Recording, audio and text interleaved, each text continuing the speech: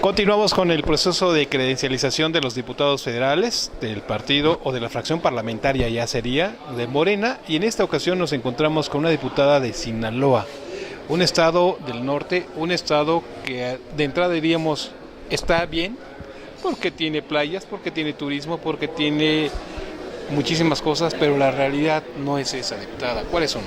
Sí, no, la realidad del estado de Sinaloa, bueno, antes que nada, muy buenos días, muchas gracias por el espacio, y comentaba que la realidad que se vive en el estado de Sinaloa es la misma realidad que se vive en la mayoría en el resto del país.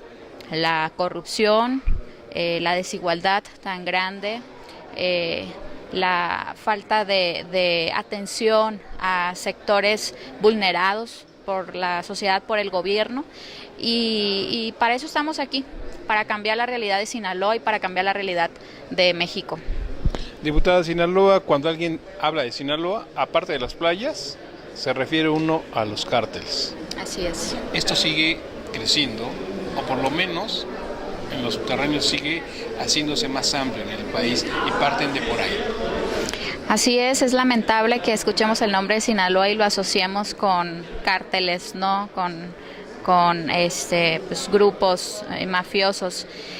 Yo soy una convencida de lo que está plasmado en nuestro proyecto nacional. Soy una convencida que si atendemos las causas de la inseguridad, si rescatamos a nuestros jóvenes de Sinaloa, si tú revisas el promedio de edad de los jóvenes que quedan asesinados en las calles de Sinaloa, son jóvenes que no pasan ni siquiera los 20 años de edad. Son jóvenes que son secuestrados, que caen fácilmente, que son presas fáciles de caer hacia el crimen organizado. Entonces, eso es lo que plasma nuestro proyecto, a eso tenemos que atacar. No nos vamos a poner a las patadas con Sansón, como dice el licenciado Andrés Manuel, pero sí les vamos a quitar a esos jóvenes que están siendo víctimas del narcotráfico en Sinaloa. Un ejemplo muy claro está el proyecto de Jóvenes Construyendo el Futuro, y nosotros como representantes de Sinaloa nos vamos a encargar de que no se nos quede ni siquiera un joven con una oportunidad de estudios. No queremos más rechazados. Van 2 universidades públicas para el estado de Sinaloa. Se acaba de expresar esa noticia por parte del presidente ahora que tuvo la reunión con los rectores de México. Entonces, esas son cuestiones que van a ir aportando para que la delincuencia vaya disminuyendo. De esa manera vamos a atacar, previniendo el delito, previniendo los factores que causan la inseguridad. Vamos también a que haya mayores oportunidades de empleo, que las personas puedan tener una vida digna en todos los aspectos, y eso va a favorecer muchísimo para que vaya disminuyendo la inseguridad en Sinaloa y en todo México. Diputada, este tema que toca es muy importante. A veces los jóvenes salen a la calle porque la desintegración familiar empieza por los pocos ingresos que tienen los padres de familia. Un padre de familia a veces no tiene el ingreso tan fuerte como para llevarlo a la universidad o a la preparatoria, que ya son de paga en realidad. No hay muchas universidades, muchas preparatorias públicas. Esto hay que atacarlo, pero cuesta dinero. Y la educación sigue siendo casi un tabú en nuestro país. No construyas más escuelas públicas porque no va nadie. Hay que cambiarle la visión a la gente. Mira, sí es verdad, es un tema de presupuesto, pero también es un tema de corrupción. Porque yo te voy a poner un ejemplo. En la Universidad Autónoma de Sinaloa se ve una corrupción tremenda. Se politizó a tal grado que hay un partido a nivel nacional que se beneficia de los recursos públicos de la Universidad Autónoma de Sinaloa.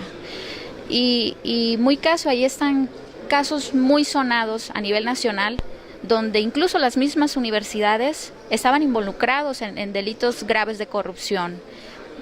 Eso por nombrarte solamente un ejemplo de que recursos, yo soy una convencida porque yo vengo del Congreso local y de checar el tema presupuestal, recursos sí hay, pero es tanta la corrupción que lamentablemente se desvían a los bolsillos de una o de unas cuantas personas. Además de acabar con la corrupción, estamos conscientes de que hay que reivindicar el presupuesto. necesitamos un presupuesto más equitativo. Hay un presupuesto muy desigual, y además no solamente es trabajar acá desde el Congreso en un presupuesto más equitativo, sino vigilar realmente que ese presupuesto llegue a nuestros estados, estar pendientes, tenemos que ser vigilantes del presupuesto que nosotros autoricemos desde acá. De esa manera yo creo que se va a ver un beneficio real para las y los sinaloenses y los mexicanos. Sabemos que es un reto muy grande, sabemos que recibimos un país en ruinas, un país sumamente lastimado en ese aspecto, pero creo que haciendo las cosas bien y tomando medidas drásticas es como vamos a ir sintiendo ese cambio tan anhelados por todos. Tienen la mayoría en el Congreso, en el Senado, podría ser factible, pero a veces hay quienes no lo quieren.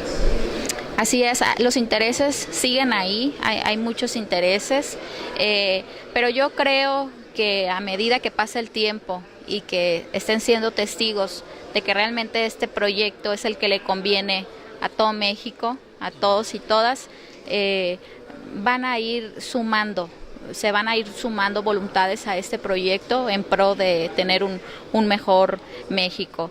Y quiero hacer la aclaración.